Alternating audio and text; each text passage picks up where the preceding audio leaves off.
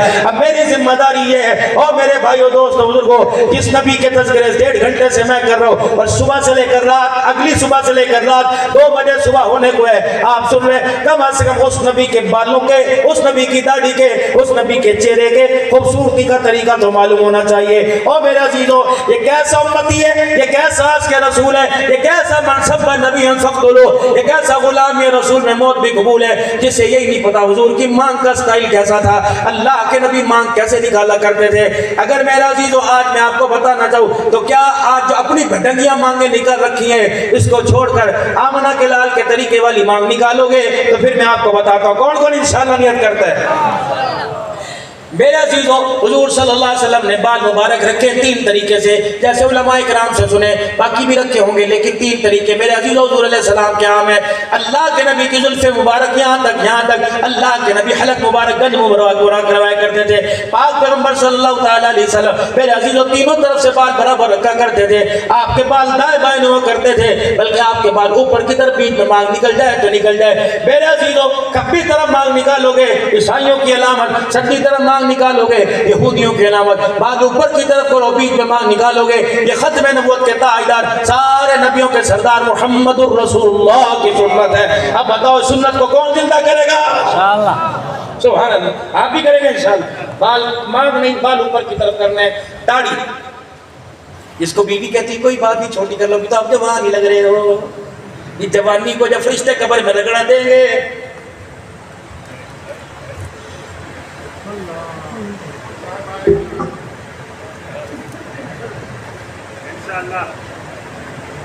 تینوں طرف سے دائیں بائیں اور نیچے سے بال ایک مٹھی شرط ہے واجب ہے.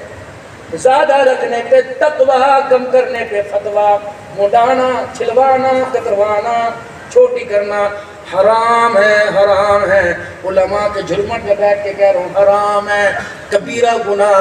عرفات کے میدان میں میرے عزیزو اللہ اکبر مزدلفہ میں عرفات میں میرے بڑے بیانات ہوئے تقریباً اس حج کے سفر پر تقریباً میرے خیال سے 35 سے 40 بیان ہوئے. عرفات کے میدان میں ہم اپنا خیمہ بھٹک گئے اپنا مکتب بھٹک گئے 2:30 بجے خیمے کے اندر پہنچے. حضرت دنیا انتظار میں نے کہا حضرت کا تو بس کام ختم ہوا پڑا ہے پہلے تھوڑی دیر آرام کرے گا. ظہر پڑھی کیونکہ جماعت تو ہو چکی تھی ظہر پڑھی بعد میں اثر ایسے نہ ہوگا جی اپنی نظر پڑھیں گے جماعت کرائیں گے پھر میرے عزیزوں اللہ اکبر ظہر اثر نظر پڑھیں گے اور اکٹھی بھی پڑھ سکتے ہیں اس میں علماء گنجائش دیتے ہیں.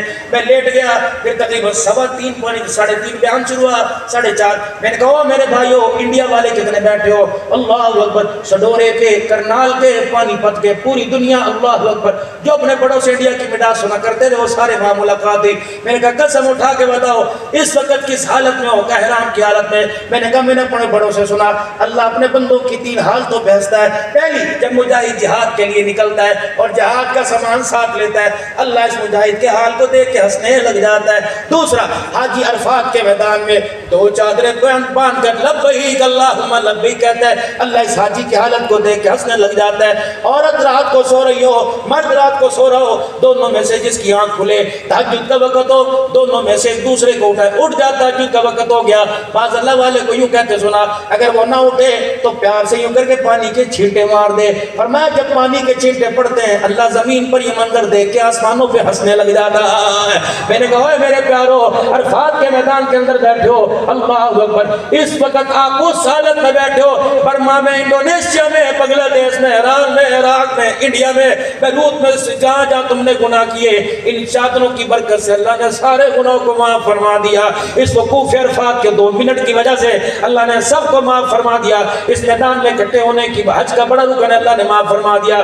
سارے گناہ معاف ہو گئے لیکن ایک گناہ ساتھ جڑا ہوا ہے وہ داڑھی کٹانے کا گناہ ہے. احرام کی حالت میں عرفات کے میدان میں بیٹھا عرفات میں بیٹھنے کا ثواب ہے داڑھی کٹانے کا گناہ وہاں بھی مل رہا ہے. بیت اللہ کا طواف کر رہا ہے داڑھی کٹانے کا گناہ وہاں بھی مل رہا ہے. حضور کے روزے پہ کھڑے ہو کر سلام کر رہا ہے داڑھی کٹانے کا کبیرہ گناہ وہاں بھی مل رہا ہے. مسجد میں اعتکاف اجتماعی بیٹھا ہوا داڑھی کٹانے کا گناہ وہاں بھی مل رہا ہے. جامع مسجد کے اندر اس وقت بیٹھے ہو حضور کی سیرت یوں کر کے سنانے والے کو دیکھ کے سن رہے ہو اور دیکھ رہے ہو لیکن داڑھی کٹی ہوئی تو گناہ ثواب کے ساتھ گناہ بھی کھاتے میں لکھا ہے. توبہ کرو بھائیو توبہ کرو اللہ کی قسم ہے تمہارا دشمن کوئی نہیں. خدا کے واسطے میں تمہارا وہ دشمن نہیں بن کے آیا تمہارا محسن تمہارا پیار بن کے آیا. میں کوئی پاگل ہوں اتنی زور زور سے آواز دوں اور آپ کے آگے ہاتھ جوڑو. خدا کے واسطے داڑھی کٹانے سے توبہ کر لو. حرام ہے حرام ہے، کبیرہ گناہ ہے۔ اگر ہو مسلمان اور حضور صلی اللہ علیہ وسلم سے سچی محبت ہے تو پکا سچا ارادہ کرو، انشاءاللہ آج کے بعد داڑھی کی کھیتی کو اجاڑیں گے نہیں بلکہ آباد کریں گے۔